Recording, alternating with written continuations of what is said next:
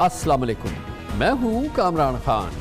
आलमी माशी इदारे इस माली साल पाकिस्तान की माशी तरक्की की शरह 1% से भी कम और महंगाई की शरह 27% देख रहे हैं, जबकि माशी माहिरीन और बिजनेस कम्यूनिटी तरक्की की शरह -2% रहने और महंगाई की शरह औसत 30% रहने का खदशा जाहिर कर रही है।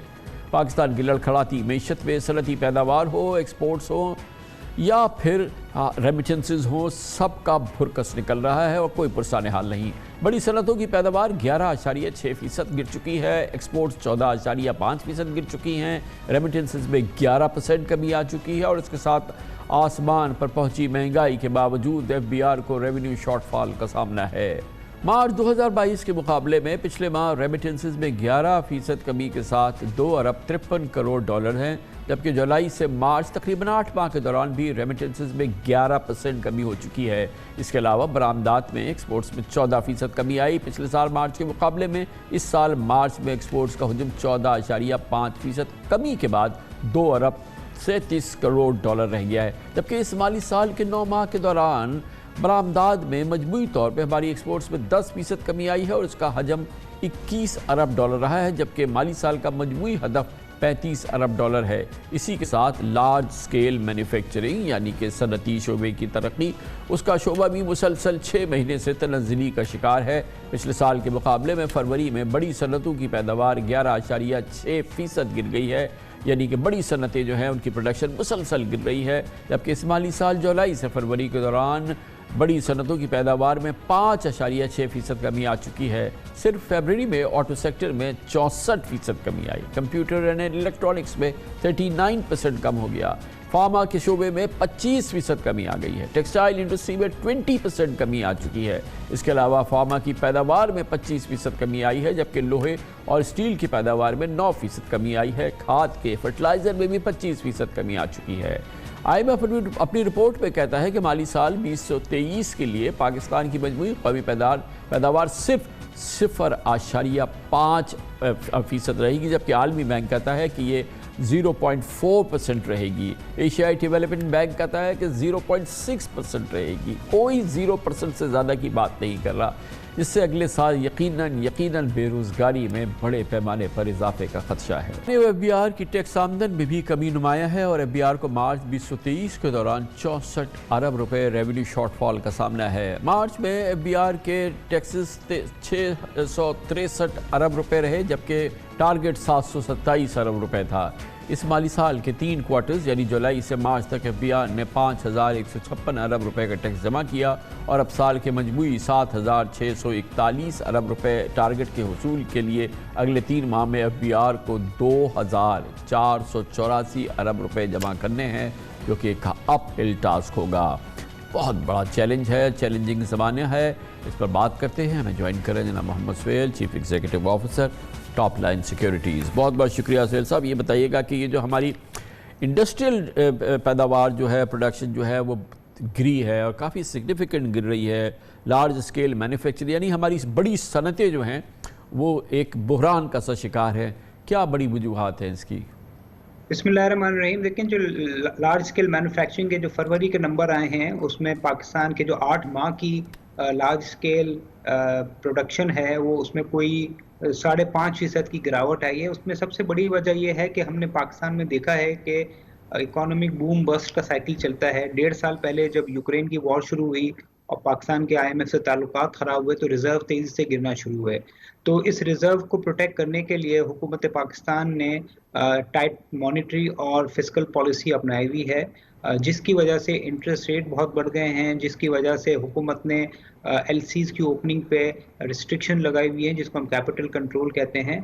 तो जो इंडस्ट्रियल सेक्टर है वो अपनी पैदावार नहीं कर सक रहा है। एक तो करेंसी गिर गई, दूसरा हुकूमत ने जो सख्तियाँ की हुई हैं ताकि इंपोर्ट कर्टेल हो, उसकी वजह से फैक्ट्रीज अपनी प्रोडक्शन पूरी नहीं कर रही, जिसकी वजह से हमने देखा है कि पाकिस्तान में लार्ज स्केल मैन्युफैक्चरिंग जो है वो काफ़ी सालों के बाद उसकी जो ग्रोथ है वो तकरीबन 5-5.5% नेगेटिव। अच्छा, जो इस वक्त हम रुझान देख रहे हैं ओवरऑल, जिसका कि आपने पस मंज़र दिया, इसमें कोई बेहतरी तो फौरी आती नज़र नहीं आ रही है। तो क्या ये जो हमारी इंडस्ट्रियल प्रोडक्शन है, लार्ज स्केल जो मैन्युफैक्चरिंग है ख़ास तौर पे हमारी, इसमें क्या मज़ीद भी कमी हो सकती है आने वाले महीनों में, खुदा न खास्ता?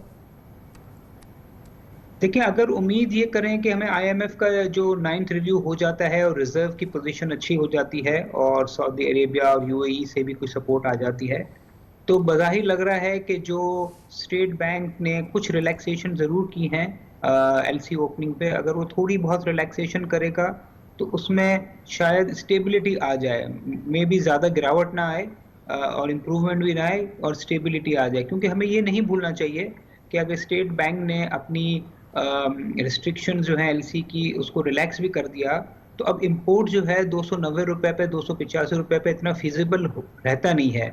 तो जो हुकूमत ने पॉलिसीज अपनाई हुई हैं इंपोर्ट कर्टेलमेंट की, जिसकी वजह से करेंसी को भी एडजस्ट किया गया है, गिराया गया है, तो ओवरऑल हालात को देखते हुए लग रहा है कि शायद ये लार्ज स्केल मैन्युफैक्चरिंग की गिरावट का जो ट्रेंड है वो मोर और लेस जितना है उतना ही रहेगा, ना उसमें कोई बेहतरी आएगी ना उसमें कोई मजीद अबतरी आएगी। चले फिर भी इसमें कोई एक कहीं हम देख सकते हैं कि शायद ये ज़्यादा इसमें बड़ी गिरावट ना है। अच्छा, एक और जो बहुत बड़ा सोर्स ऑफ कंसर्न है वो हमारी एक्सपोर्ट्स जो घट रही हैं, और ये भी कोई मामूली इसमें हम कमी नहीं देख रहे बल्कि एक मीनिंगफुल कमी आ रही है। इसकी मेन रीजंस क्या हैं? जिस तरह मैंने आपको कहा कि जब पाकिस्तान में इकोनॉमिक स्लो डाउन किया जाता है तो हर चीज़ पे उसका असर आता है। हुकूमत ने चूंकि करंट अकाउंट डेफिसिट को गिराने की कोशिश की है, तो 9 माह में हुआ ये है कि जो इंपोर्ट्स हैं वो 25% गिर गई हैं। इसके नतीजे में कुछ इम्पैक्ट एक्सपोर्ट्स पर भी आया है और एक्सपोर्ट्स 10% गिर गई हैं, और हुकूमत की सेविंग तकरीबन कोई 14-15 बिलियन डॉलर की इस तरीके से हो गई है।